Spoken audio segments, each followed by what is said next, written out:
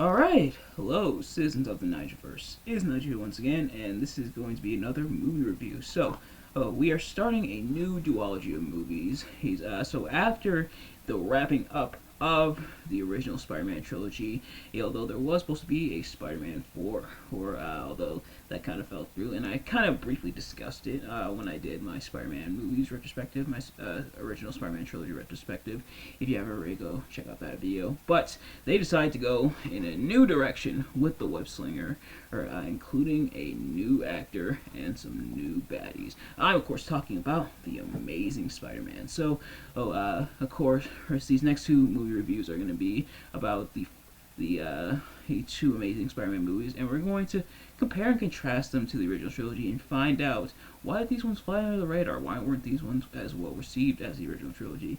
Was it truly because it wasn't Tobey Maguire, or was it something more, perhaps? So that's what we're going to evaluate. But I, as always, am not a professional movie reviewer, analyst, or anything like that. Just a man who enjoys a good time, and I had a pretty solid time, I would say, with this movie. So without further ado, let's get right into it. And if you've seen these reviews before, you kind of already know how this works. If you haven't, I'm going to tell me what I liked and disliked about the movie, as well as providing a little bit of a plot summary. We start off here. It actually starts off when young Peter Parker is just a boy. His house is broken into, and his parents, that being Richard and Mary Parker, are essentially on the run. So they take Peter essentially to go live with his aunt and uncle, his Uncle Ben and his Aunt May, and they say they're gonna be gone super early, but Peter ends up, living with his aunt and uncle. Then and and later on it cuts to Peter Parker as more of a teenager, or within high school, and of course Peter is very much, typical Peter Parker stuff. He's very shy, very reserved, but also incredibly smart, and trying to seek to learn more about his father and everything. So he first finds an old picture of his father posing next to a man, and he finds out that the man, and his Uncle Ben tells him after Peter finds the photo, that the man is Dr. Kurt Connors. Peter seeks him out. Of course, Kurt Connors is working at Oscorp, and so Peter does sneak into Oscorp, or does briefly meet with Dr. Connors, but sneaks into Oscorp to try to learn more about what Kurt Connors is working on, that being cross-species genetics. But and when he goes into one of the labs, he finds a bunch of genetically modified radioactive spiders, and one of them happens to bite them, and the rest. Peter gets his power, or he's able to stick to everything, whether he wants to or not. But then, as Peter and Dr. Connors discuss things further, and Peter seeks out Dr. Connors, and Dr. Connors kind of takes Peter under his wing, hanging away.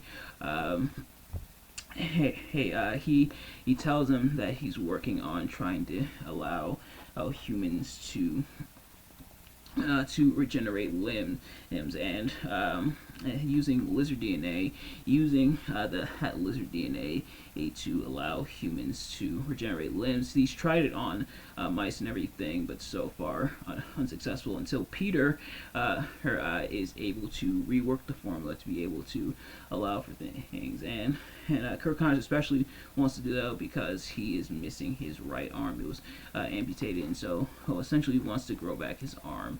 And if you've seen enough comics, you kind of know where this is going. But nevertheless, that's later on. Peter and Uncle Ben get into an argument, and Peter runs away. So Uncle Ben goes looking for him.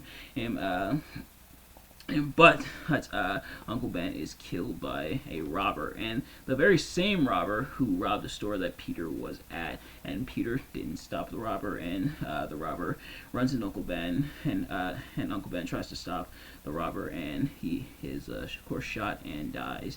And Peter is he's sad about it, And Peter, of course, has the realization, and when the police give the description to both himself and Aunt May, he realizes who the guy is. He's the robber that he wasn't able to stop. If he had stopped the robber, he could have saved his Uncle Ben. And that's when he learns truly what Uncle Ben means when he says, when great power comes great responsibility. Now, this time around, Uncle Ben didn't actually say didn't say that word for word, but what he essentially did say was kind of to the same effect, comparing Peter to his father, saying that, when you have power, or you have an obligation to be able to use that power for good. Peter tries to use his powers to find the criminal, where of course he does. End up developing his Spider-Man suit. Meanwhile, Peter and Gwen and his classmate Gwen Stacy, who it's kind of implied Peter kind of sort of has a crush on, they start to get a little closer. He comes over for dinner. Unfortunately, gets into an argument with her dad, because throughout Spider-Man's pursuits of the criminal and everything, and boarding robberies and stuff, the police are very much upset about how to, of course, that being Captain Stacy, who is Gwen's father, so he's very upset. He's very upset about Spider-Man and his vigilante actions, but Peter kind of tries to defend Spider-Man a little bit, and leads to an argument, leads to some awkward tension there. Peter does end up revealing his secret to Gwen, and she pretty much says to herself, "Oh, I'm in trouble, because she's dating Spider-Man, the man that my dad is after." Woo! Nevertheless, as meanwhile with Dr. Connors, here's his research and the progress he's made alongside Peter, her cause his superior, to try to say, hey, we see this work. Now we're gonna test on humans. And Dr. Connors is like, no, we are not testing on humans. And so the response from his superior is, cool. Well, I guess your lab's being shut down, which is kind of messed up.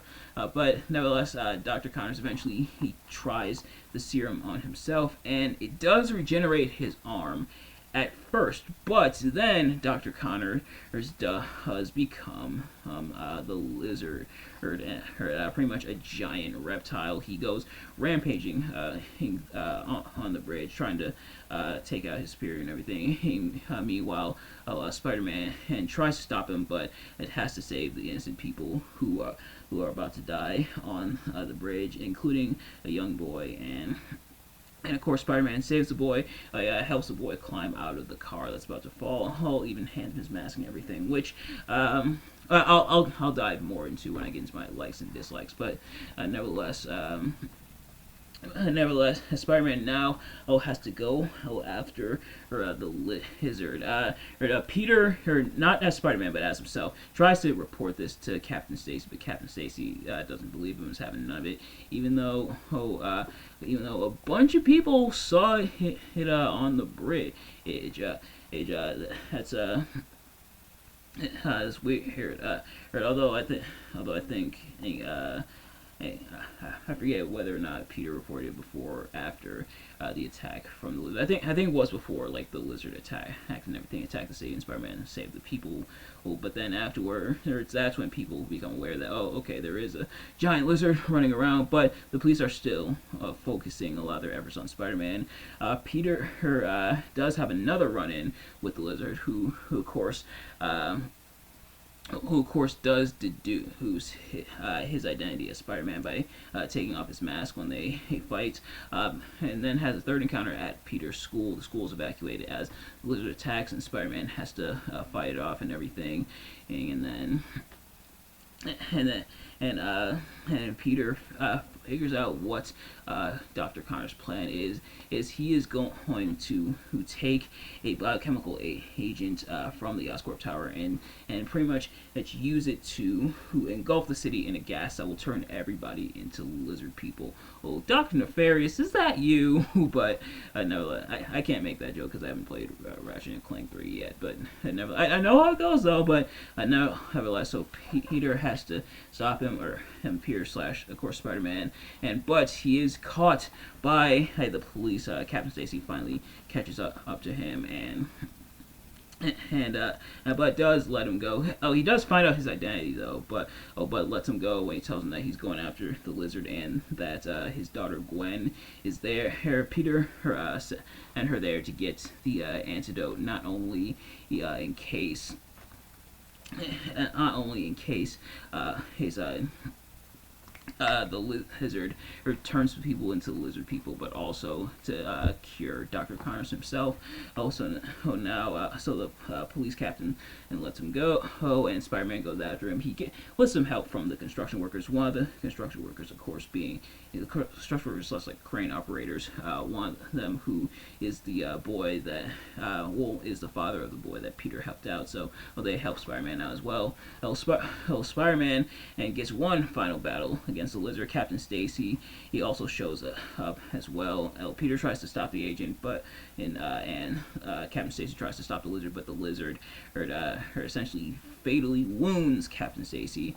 So Spider-Man is successful in turning everybody back to normal because the lizard has released some of the gas and some of the people are starting to turn into lizard people, but Spider-Man releases the antidote into the air for the lizard's plan, and he does turn back into Dr. Connors but before Captain Stacy dies, he tells Peter, he'll stay away from my daughters, because when it comes to being a superhero, her life is going to be in danger, and he doesn't want her getting caught in the crossfire, and that's his dying wish. And of course, because of the dying wish, Peter has to fulfill it. So he and Gwen do break up, but they hint on potentially hitting back together. Her and Peter hinting at not wanting to keep his promise. But and I might add, breakups do suck. But breakups because you're Spider-Man, I'm sure suck even harder. But as there is a post-credit scene, and of course Spider-Man does swing to the night as both Spider-Man, but there is a post-credit scene, where Dr. Connors is confronted by a man in the shadows who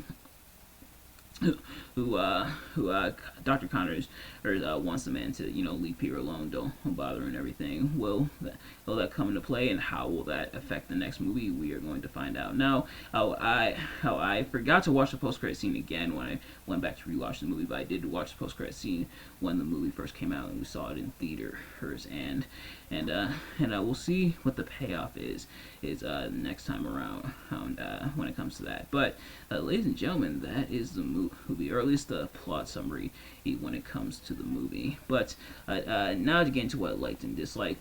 Starting with what I liked, this is what a lot of people pointed out. I think Andrew Garfield, he may not be Tobey Maguire, but he is a solid choice, I think, for Spider-Man. He brings a level of emotion to Spider-Man and to how tragic of a character Spider-Man is, while also playing up the humor as well.